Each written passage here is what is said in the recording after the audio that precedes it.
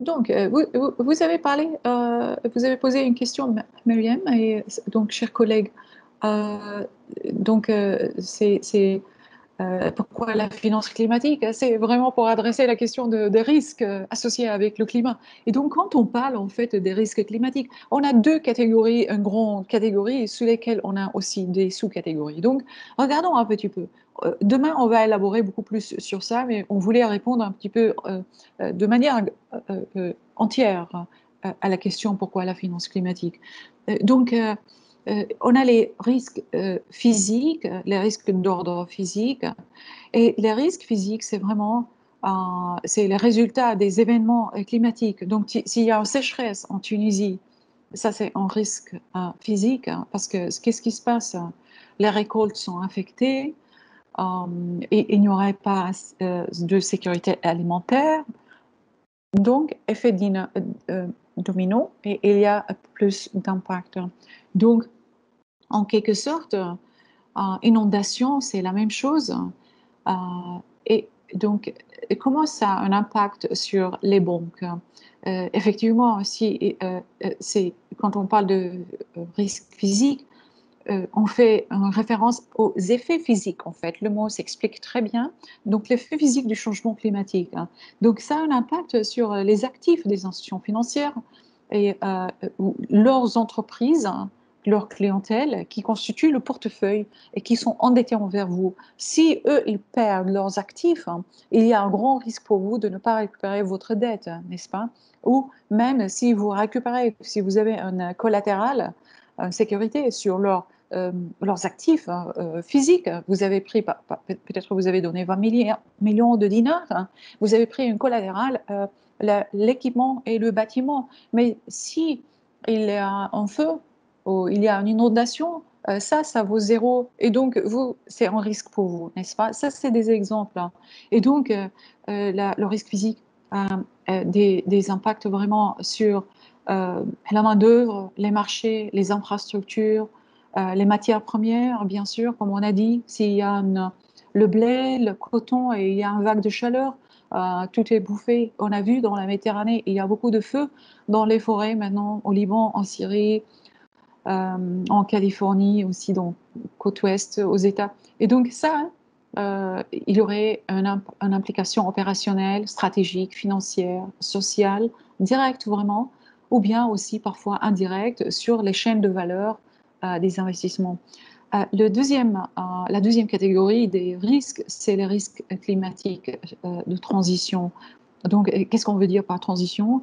Comme on a dit tout à l'heure, si le gouvernement décide de émettre une politique, un cadre réglementaire pour réglementer un petit peu les opérations dans les industries et dire maintenant il faudrait vraiment commencer à recycler votre eau usée dans le secteur du textile, et il faut, on commence à mettre des réglementations. Ça a un impact sur le prix, par exemple, des produits.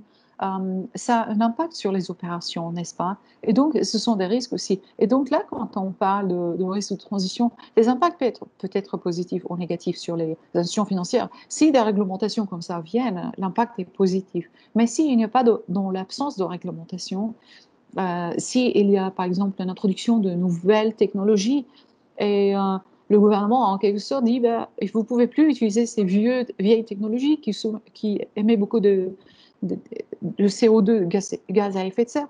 Et qu'est-ce qu'on fait? Et ça a un impact. Donc ça s'appelle risque de transition. Alors, on a une question de Maher. Il faut mettre en place une feuille de route réglementaire claire et prospective pour limiter les risques de changement climatique et réglementaire qui peut effectuer la viabilité des projets et ainsi celle des institutions financières. Et donc, de ça, les CDN, ils ont les engagements vraiment par secteur. Et effectivement, il faut appuyer avec le cadre réglementaire. Et donc, le tout vient ensemble.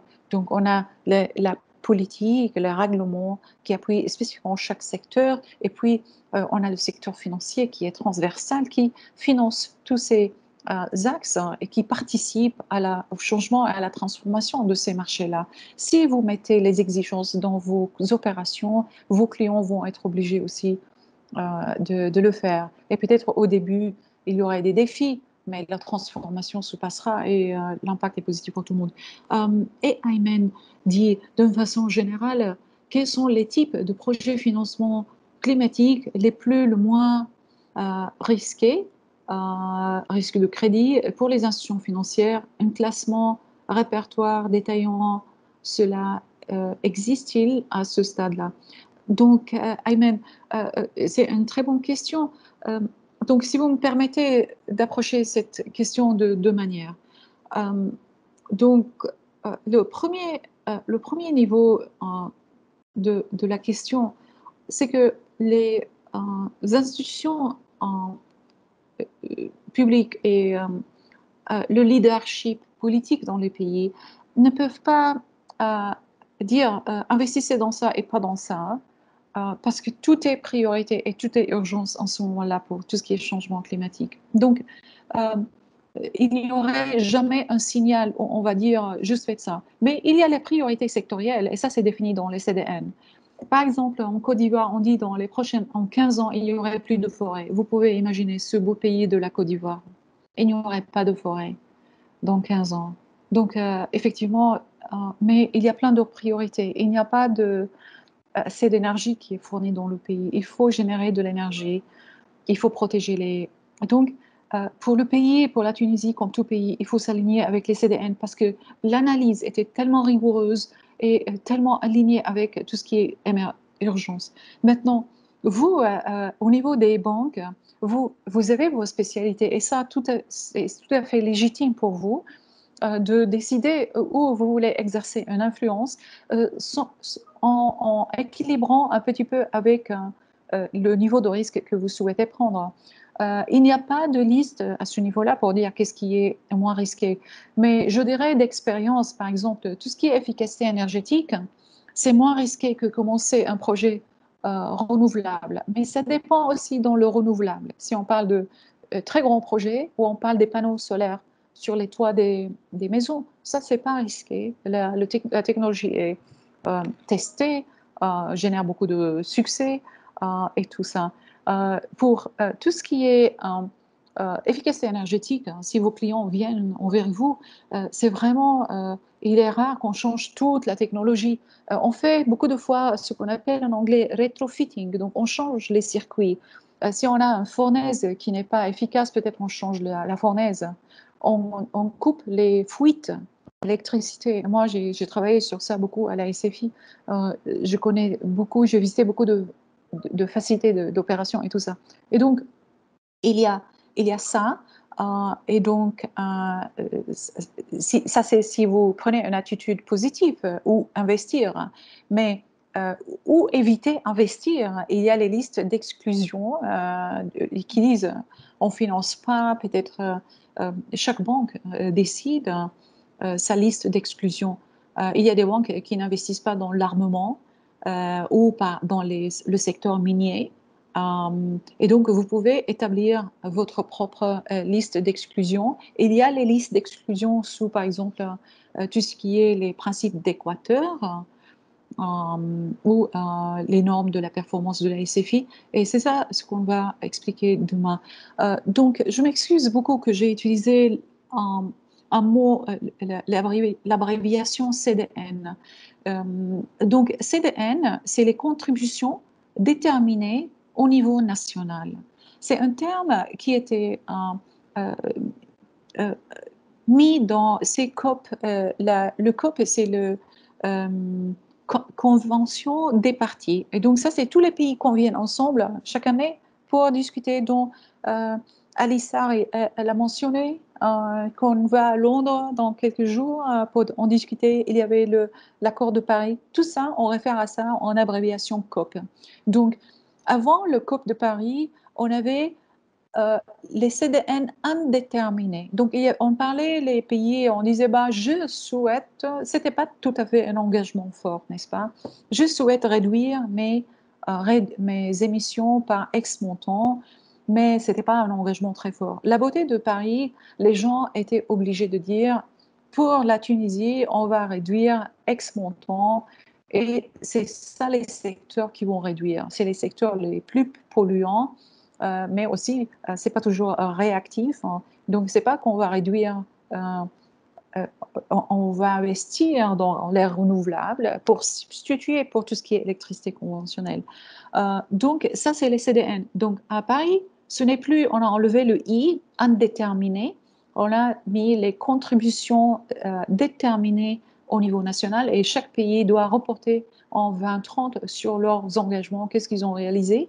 Et il y a une portion qui est volontaire et qui est conditionnelle et inconditionnelle, et la Tunisie a aussi ça. Et donc, l'idée, comment on va appuyer le financement de CDN? Parce que les CDN, en quelque sorte, c'est un pipeline des priorités sectorielles et appuyé par des projets. Donc, si on dit que le secteur de l'énergie est très important pour la Tunisie et il y a beaucoup d'émissions qu'on peut réduire, et donc on va investir beaucoup dans le renouvelable, les renouvelables, et par là, on va réduire ex montant. Et la question qui revient, comment on va financer ces projets-là? Et là, c'est le grand travail, la mobilisation des fonds. Et de là, votre rôle comme secteur financier, je ne peux pas vous dire essentiel, et même si vous commencez à tout petit niveau, il faut le faire, et c'est comme ça que ça va commencer. Euh, donc, excusez-moi, je parle avec passion de ça, mais c'est vraiment très important. Euh, alors, pourquoi on n'a pas opté pour créer une liste, hein? Euh, c'est pour ce que j'ai mentionné, Majda. C'est qu'on ne peut pas créer comment dirais-je, encourager une industrie au prix d'autres industries. Euh, mais c'est à l'intérieur de chaque banque. Vous pouvez faire ces décisions-là, n'est-ce pas? Évaluer un petit peu, parce qu'en fonction de votre portefeuille de clients, si vous êtes une banque qui finance l'agriculture, moi, je regardais tout de suite comment améliorer les chaînes de valeur, les chaînes d'approvisionnement de chaque boîte. Si c'est l'agroalimentaire, dans le processus, si on est en train de faire les French beans, c'est quoi? Les haricots verts congelés, par exemple, hein. On peut peut-être regarder comment est-ce qu'on a les bons stockages, est-ce que les réfrigérateurs sont efficaces. Regardez tous ces processus. Ça, c'est un investissement. Si vous êtes une banque spécialisée dans l'agriculture, par exemple, il y a d'autres banques qui sont plutôt généralistes, qui financent toute l'industrie. Regardez l'efficacité énergétique. À un moment donné, on disait, on dit en anglais, the low-hanging fruit. Donc, si vous êtes assis sous un joli arbre en Méditerranée, vous prenez les fruits les plus bas, n'est-ce pas, les fruits mûrs, en quelque sorte. Et à mon avis, c'est toujours, on a dit, l'efficacité énergétique, c'est un fruit mûr. Ça n'implique pas un risque technologique immense, c'est très peu de changements. Mais le retour sur l'investissement, c'est incroyable, hein. Vous savez, on cible les industries qui consomment le plus d'électricité. Et dans ce cas-là, leur investissement est repayé en 2 ans, 3 ans maximum. Leur facture d'électricité descend de 2 millions de dinars par année à un demi-million. Vous pouvez imaginer. C'est incroyable quand même. Il faut explorer, n'est-ce pas? Donc, il faudrait développer une expertise aussi locale, des gens qui font les audits, les vérifications énergétiques. Ça, c'est un domaine aussi. Mais à mon avis, la Tunisie a beaucoup de potentiel et il faut ancrer ça dans les secteurs prioritaires des CDN. Oh,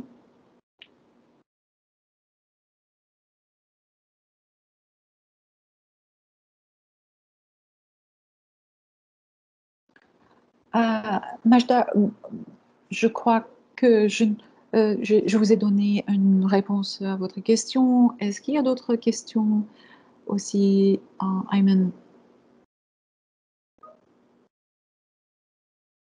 Je pense que j'ai répondu très bien. Ok, merci beaucoup, Majda. Alors, chers collègues, euh, merci, Ayman. Euh, Donc, c'est un petit peu pour récapituler comment la finance climatique répond donc aux risques liés au changement climatique.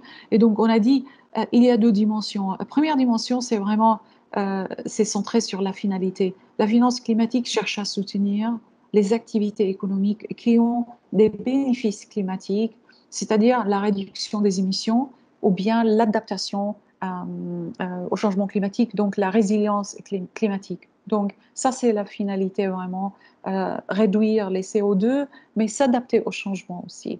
Comment adapter nos infrastructures au changement climatique? Ces autoroutes sur la côte tunisienne, qui se font manger par la mer, parce qu'il y a l'élévation de niveau des mers, par exemple.